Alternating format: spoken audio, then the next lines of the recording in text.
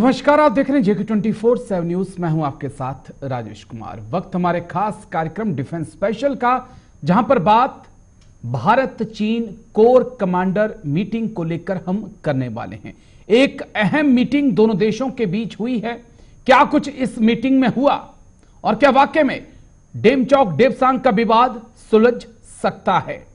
किस बात पर सहमति बनी, किस बात पर असहमति है? कुछ ऐसे सवाल जिनका जवाब तलाशना होगा।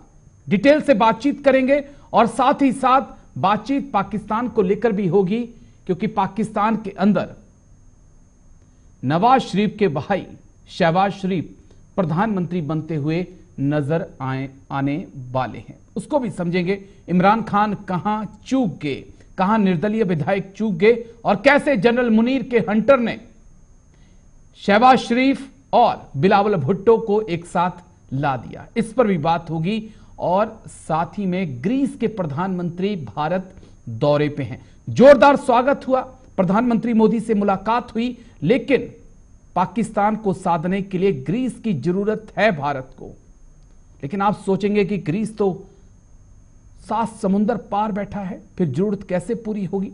वो हम आपको आगे बताएंगे कि कैसे ग्रीस जो है एक अहम रोल अदा करने वाला है पाकिस्तान पर लगाम लगाने के लिए। लेकिन शुरुआत बड़ी खबर के साथ। भारत चीन अधिकारियों के बीच कोर कमांडर बैठक। 21वें दौर की कोर कमांडर बैठक में उठे कई मुद्दे। एलएसी पर शांति बनाए रखने के लिए दोनों देश सहमत।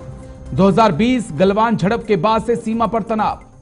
बड़ी खबर आपको बता दें, भारत चीन अधिकारियों के बीच कोर कमांडर बैठक। 21वें दौर की कोर कमांडर बैठक में कई मुद्दे उठे। एलएसी पर शांति बनाए रखने के लिए दोनों देश सहमत। 2020 गलवान झड़प के बाद सीमा पर तनाव। बड़ी खबर आपको बता दें, भारत चीन अधिकारियों के बीच कोर कमांडर स्तर की बैठक हुई है। 21वें दौर की कोर कमांडर बैठक में कई मुद्दे उठे हैं। जल्दी से ग्राफिक्स प्ले कर दीजिए, उसके बाद चर्चा की शुरुआत करेंगे एक्सपर्ट्स के साथ। एलएसी पर मिले चीन पाक अधिकारी। सोमवार को लद्दाख में कोर कमांडर मीटिंग हुई। डेपसांग डेमचौक को लेकर बातचीत हुई। एलएसी पर शांति बनाए रखने के लिए सहमत दोनों सेनाएं। 2020 से एलएसी पर मिरर फेस डिप्लॉयमेंट अभी भी है। एलएसी विवाद के लिए भारत जिम्मेदार, ये चीन के कर्नल की तरफ से कहा गया था। Gogra post, hot spring, Pangong south और नॉर्थ जो है वहां से सेनाएं पीछे हट चुकी हैं। दोनों देशों के बीच बफर जोन बनाया गया है। लेकिन एक और कोर कमांडर मीटिंग हुई है। ये मीटिंग उस बीच बड़ी अहम हो जाती है जिस वक्त जो है चीन की आर्थिक हालत लगातार कमजोर होती जा रही है। ये मीटिंग उस वक्त बहुत अहम हो जाती है जिस वक्त चीन को यह एहसास होने लगा है कि उसके ऊपर शिकंजा कसना शुरू हो चुका है। तो कई सवाल हैं जिनका जवाब तलाशना होगा और 3 खास मेहमान हैं आज हमारे साथ। Major general S K Singh sir हमारे साथ जुड़ चुके हैं। बहुत बहुत शुक्रिया सर। जय हिंद। सबसे पहले थैंक यू। जय हिंद। कर्नल एसएस पठानिया, जाने माने डिफेंस एक्सपर्ट, बहुत बहुत शुक्रिया कर्नल पठानिया। जय हिंद आपको भी। थोड़ी देर में डॉक्टर महेंद्र भी हमें ज्वाइन करेंगे। लेकिन major general S K Singh sir, लंबे वक्त के बाद एक मीटिंग भारत और चीन के सैन्य अधिकारियों के बीच, डेपसांग डेमचौक को लेकर बातचीत, लेकिन कोई नतीजा नहीं निकल पाया। लेकिन इतना जरूर हुआ कि हां, शांति कायम रहे, इसके लिए दोनों सेना एग्री हैं। सर। हाँ बिल्कुल राजेश जी, देखिए पहले भी मैं कहता रहा हूं कि बातचीत जो है का जरिया वो खुला रहना चाहिए, वो चाहे जिस भी लेवल का हो। जहां तक कोर कमांडर लेवल तक की मीटिंग की बात है, देखिए जो ऑन ग्राउंड ट्रुप्स हैं, जब इन दोनों के आमने सामने कमांडरों की जब बात होती है तो एक एलएसी के ऊपर एक अलग ही माहौल रहता है, एडजस्टमेंट का, शांति का, उस टाइप से, और म्यूचुअल अंडरस्टैंडिंग इसी ग्राउंड लेवल पर जो है चीज बढ़ती है। देखिए आउटकम उसका कुछ नहीं होने वाला है। अभी तक कितनी मीटिंग्स हुई हैं उसका भी कोई आउटकम नहीं हुआ है, नहीं इसका आउटकम होने वाला है। नेशनल लेवल यानी कि इंडिया और चाइना के रिलेशंस में वहां पर कोई फर्क नहीं पड़ने वाला। कम से कम इन बातचीत से एक तो कॉन्फिडेंस, इसका नाम इसलिए दिया गया कॉन्फिडेंस बिल्डिंग मेजर, यानी कि कॉन्फिडेंस ग्राउंड लेवल पर थोड़ा बहुत बस उतना ही तक सीमित रहता है।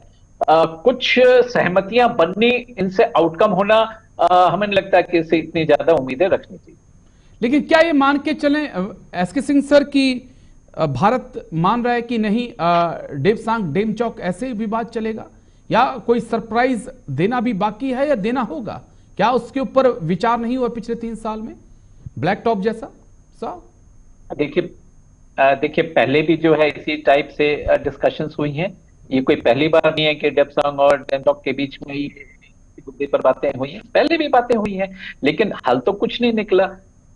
देखिए इतने मैं मिलिट्री पूछ टू रहा हूं ना सर, मिलिट्री क्योंकि बातचीत गोगरा पोस्ट में हॉट पीछे हटना, क्या हटना, ये सब चीजें डिसाइड एट नेशनल लेवल पे हो सकती हैं, नहीं, प्रोबली मेरा point at foreign minister level, या आप सीधा prime minister level and president level पर चीजें बातें होंगी। जब ऊपर से चीजें बातें होंगी तभी जो है किसी चीज का हल निकलेगा, जहां तक मेजर हल की बात है। लेकिन ऑन ग्राउंड पे ये मीटिंग्स जो है कोर कमांडर लेवल पे इतना बड़ा उम्मीदें नहीं रखनी चाहिए, और ये ऐसी चलती थी। ठीक है। कर्नल एसएस पठानिया सर, मैं आपके पास आ रहा हूं। कर्नल बू का बयान मुझे याद है, चीनी सेना के प्रवक्ता हैं, शायद 1 महीना भर पहले हुआ, इतना ही वक्त हुआ होगा, जब उन्होंने कहा था कि जो सीमा विवाद है उसके लिए भारत जिम्मेदार है। चीन भारत को जिम्मेदार मानता है, चीन सीमा को सीमा मानने के लिए तैयार नहीं है। मेरा अहम पॉइंट एक और था जो कर्नल पठानिया मैं समझना चाहता हूं कि Gogra post, hot spring, Pangong south, north, black top पे हम मौजूद थे। उस वक्त चीन मजबूरी में इनको छोड़ने पर मजबूर था, लेकिन क्या डेपसांग डेमचौक के लिए भी भारत को एक सरप्राइज देना होगा चीन के लिए? उसके बाद कोई बात बन सकती है? कर्नल पठानिया। राजेश जी, अगर हम बात करें कि ये जो मसला पिछले 3-4 साल से चल रहा है, क्या इसका कोई सोल्यूशन होगा?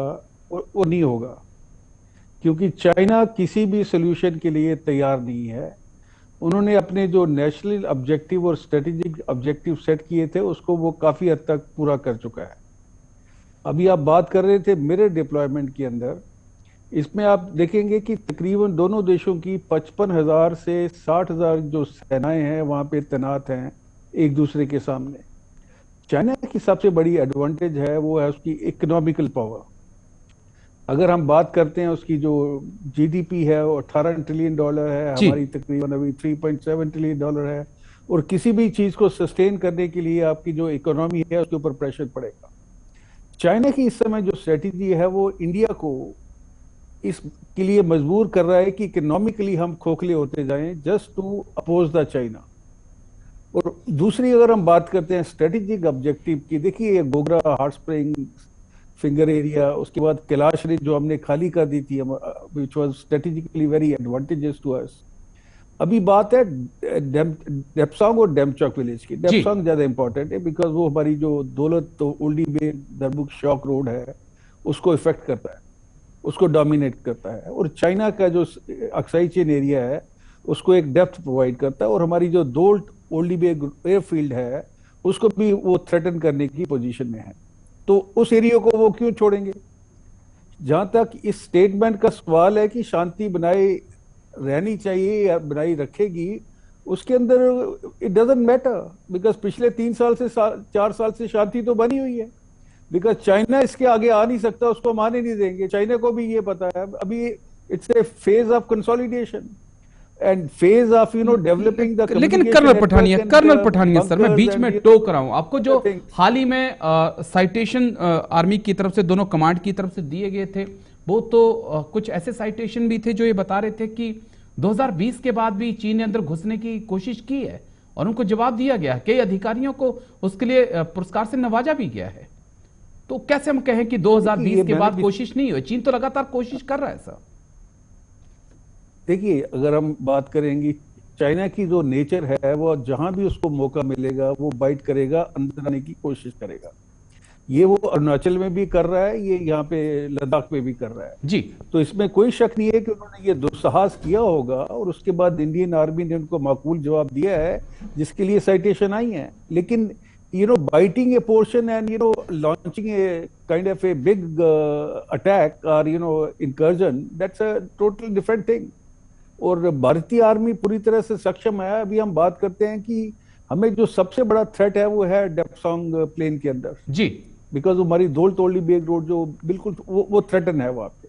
बाकी बफर जोन जो है वो बाकी एरिया वो मेंटेन कर रहे हैं, लेकिन जो खबरें हैं कि उन्होंने हमारी जो पहले पेट्रोलिंग होती थी डेप्सोंग के अंदर वो उसको आगे हमें नहीं जाने दे रहे हैं।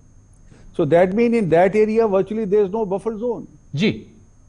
तो उसको हम क्या उनको एविक्ट कर पाएंगे, जैसे भी बात कर रहे हैं। हमें कोशिश करनी चाहिए कि जहां चाइना कमजोर है उसको हिट किया जाए। They can't take country like India for guaranteed.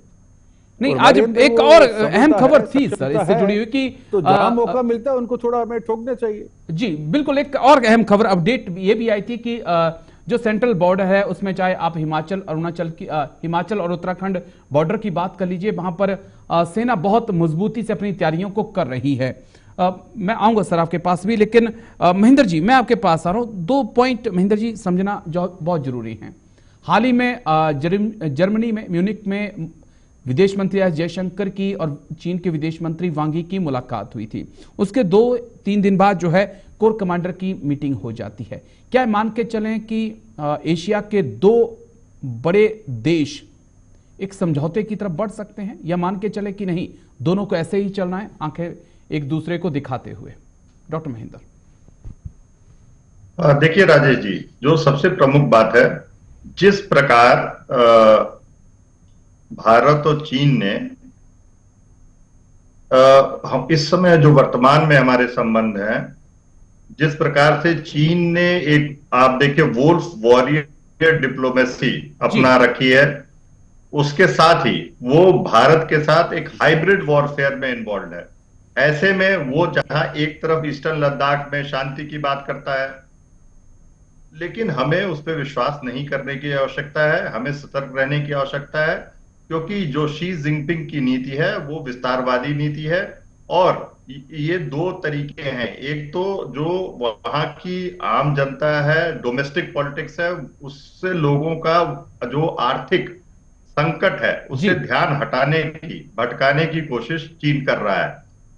एक तरफ जहां वो संदेश देने की कोशिश कर रहा है कि नहीं हम शांति वार्ता पे हैं, हमने 21 राउंड ऑफ टॉक्स कर ली हैं कोर कमांडर्स लेवल पे, या जहां तक ईस्टर्न लद्दाख का प्रश्न है, लेकिन वहीं दूसरी तरफ हम देखें कि जो हमारे फ्रिक्शन पॉइंट्स हैं उस पे कोई भी आगे चर्चा नहीं बढ़ी है जी। तो ऐसे में हम किस प्रकार से जो है चीन पे विश्वास करें? और चीन की जो नीतियां रही हैं, चाहे हम हिंद प्रशांत क्षेत्र में देखें, चाहे वो बाकी कहीं, लेकिन जो विदेश मंत्री एस जयशंकर और विदेश मंत्री वांग यी जो कि चीनी विदेश मंत्री हैं, उनकी म्यूनिक में जो बातचीत हुई, क्या वो कोई मायने नहीं रखती है, या ये मान के चलें कि एक प्लेटफॉर्म तैयार हो रहा है आने वाले वक्त के लिए? Sir doctor Mahendra. नहीं, देखिए राजेश जी, भारत ने हमेशा से कोशिश की है कि हम जो है, जो हमारी नेबरहुड फर्स्ट पॉलिसी है, हम जो है पीसफुल को एग्जिस्टेंस की बात करते हैं, हमने कभी भी जो है लाइन ऑफ एक्चुअल कंट्रोल का वायलेशन नहीं किया है। लेकिन चीन ने हमेशा unilaterally line of actual control का वायलेशन किया है जी।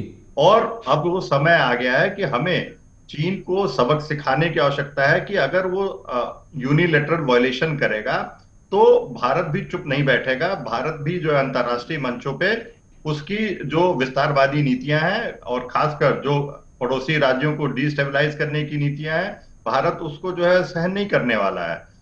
किसी से भी छुपा नहीं हुआ है किस तरीके से वो पाकिस्तान का समर्थन कर रहा है, किस तरीके से जो है वो मैं बस क्योंकि एक मेजर जनरल एस के सिंह सर ने एक बड़ी अहम बात कही थी कि टॉप लीडरशिप ही इस मुद्दे को सुलझा सकती है।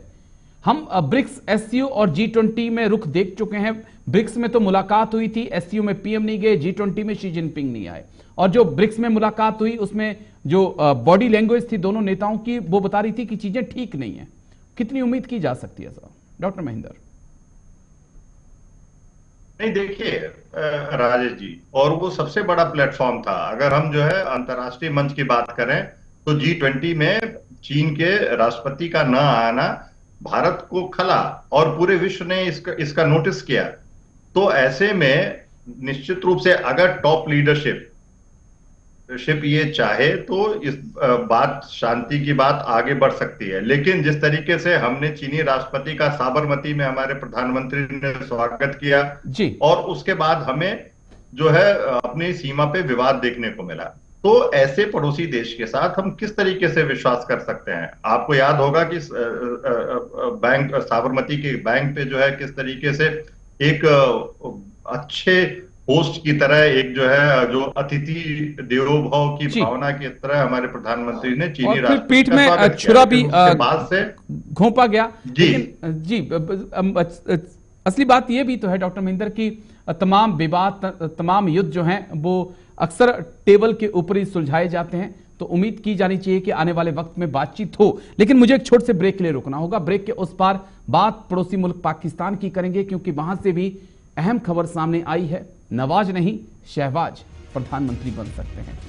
थोड़ा सा ब्रेक में पीएमएलएन और पीपीपी की बनेगी सरकार। शहबाज शरीफ बनेंगे पाकिस्तान के प्रधानमंत्री। आसिफ अली जरदारी बनेंगे पाकिस्तान के राष्ट्रपति। बिलावल भुट्टो फिर से विदेश मंत्री हो सकते हैं। रावलपिंडी चुनाव अधिकारी के खुलासे से हड़कंप भी है। जांच की बजाय अधिकारी को ही पागल करार दिया जा रहा है। इमरान समर्थित उम्मीदवारों के पास 93 सीटें हैं। सुन्नी इत्तेहाद काउंसिल में पीटीआई शामिल हो चुकी है, लेकिन फिर भी वो 100 सीटों को पार नहीं कर पा रही है।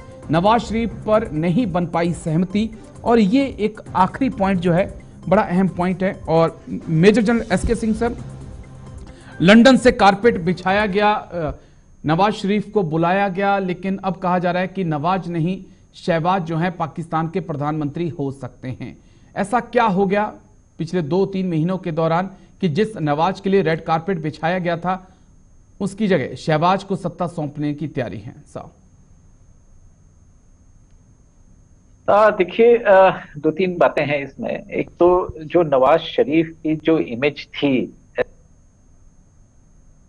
जिस वजह से उनको देश निकाला और बाहर जाके वो रहने लगे जी, तो उसको न तो आर्मी एक्सेप्ट करती है, आर्मी ने किसी वजह से एडजस्ट हो सकता है, हाल फिलहाल में अपना रुख शायद बदला हो उनको लेकर कि अगर वो आएंगे तो शायद यहाँ का माहौल और रिश्ते इन द प्रेजेंट पार्टी जो थी गवर्नमेंट में उस टाइम, थोड़े रिश्ते ठीक होंगे।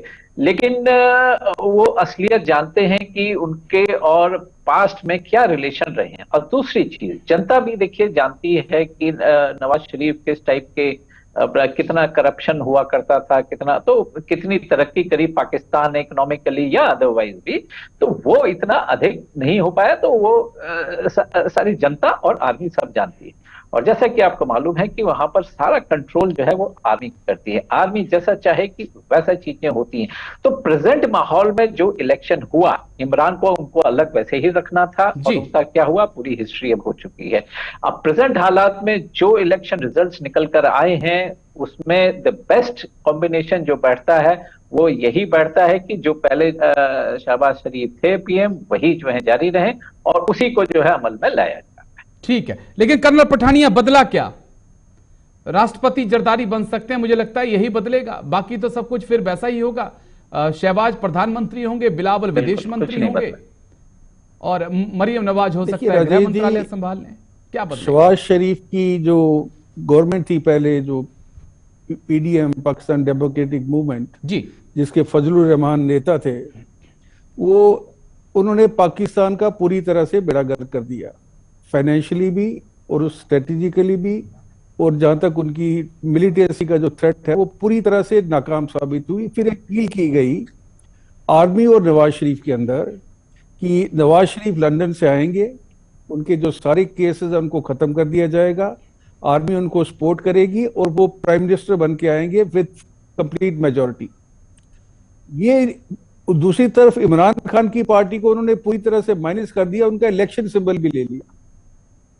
अभी ये किसी ने नहीं सोचा था कि इतनी बड़ी संख्या में पाकिस्तान के नागरिक सिस्टम को डिफाई करके वोट करेंगे, और जब ये वोटिंग हो गई तो उस समय फिर आर्मी को भी अभी समझ नहीं आ रहा था कि अगर धांधली का भी एक स्केल होता है ना, उसके अलावा ऊपर तो आप जा नहीं सकते जी। फिर भी इन्होंने धांधली करके उनको जो है तकरीबन 75 सीटें दे दी, 54 सीटें जो हैं वो मिल गई बिलावल भुट्टो की पार्टी। जी sir.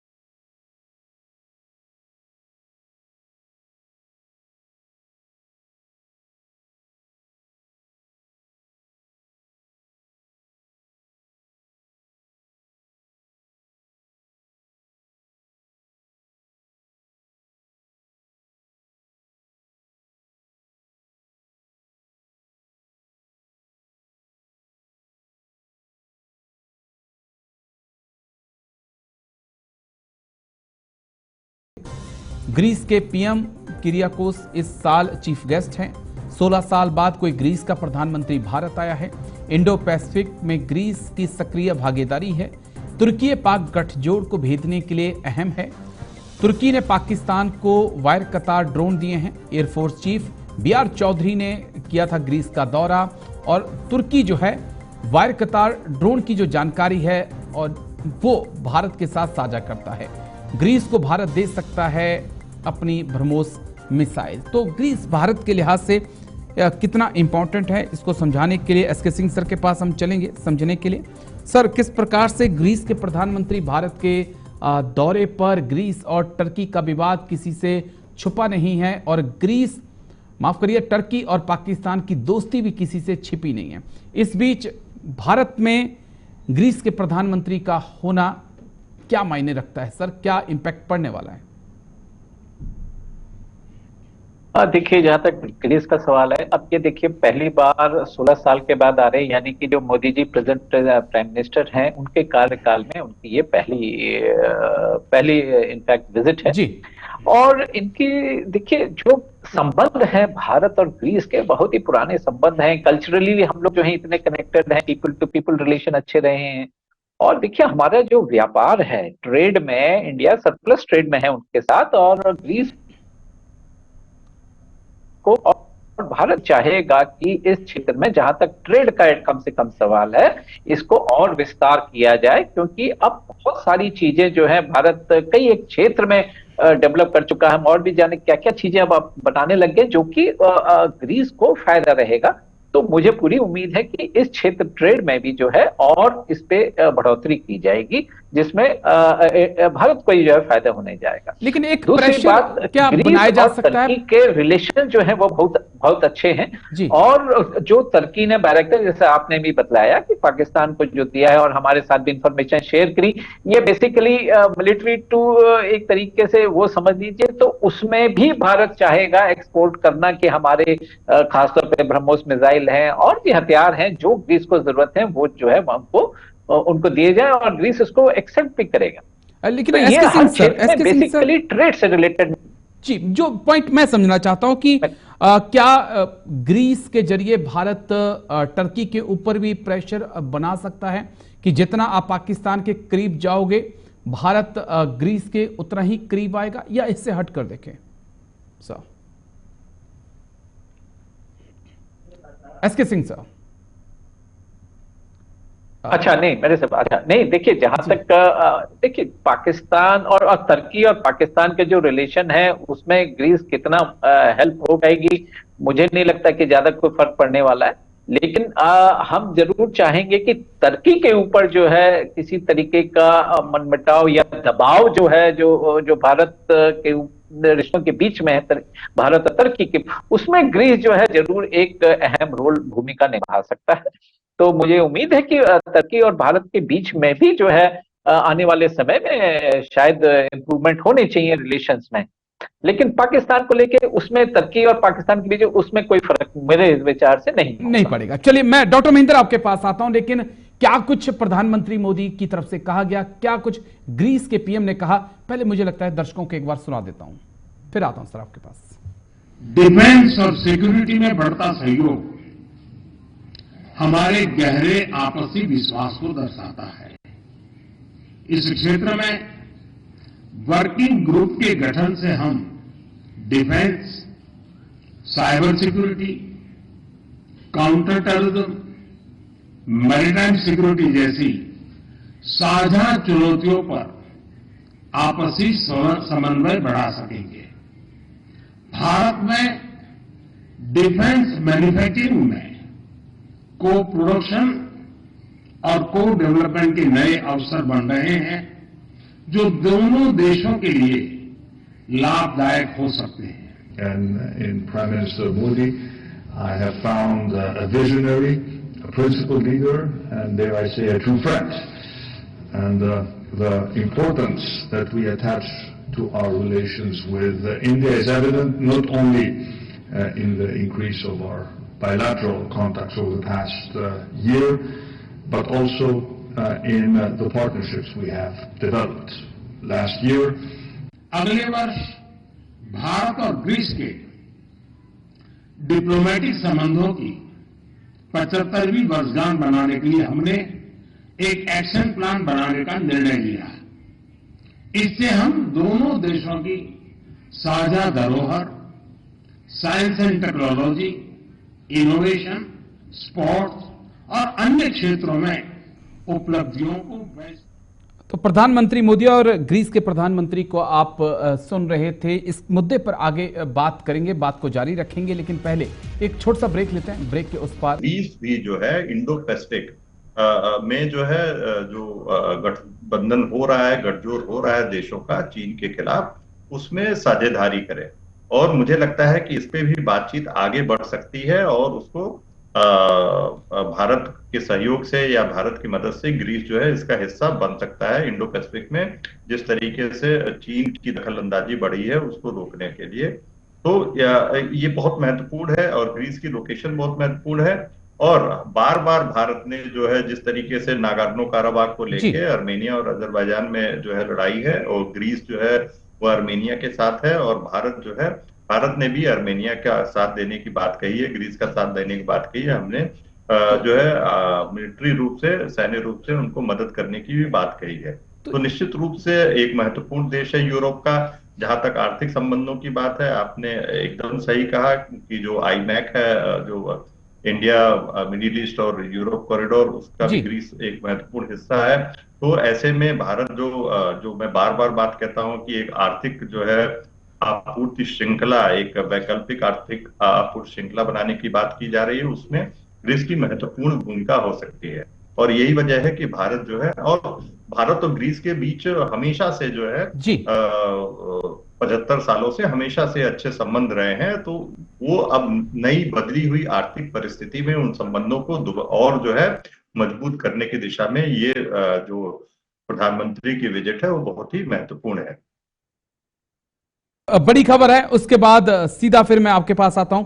Major general S K Singh sir, रूस यूक्रेन जंग में लड़ रहे कई भारतीय युवा अंतर्राष्ट्रीय लीगर में मर्जी से शामिल हुए थे। युवा पहली बार जानकारी सामने आने से मचा हड़कंप, पहली बार जानकारी सामने आने से हड़कंप मचा है। बड़ी खबर आपको बता दें, रूस यूक्रेन जंग में रूस की तरफ से कई भारतीय युवा लड़ रहे हैं, अंतर्राष्ट्रीय लीगर में मर्जी से शामिल हुए थे।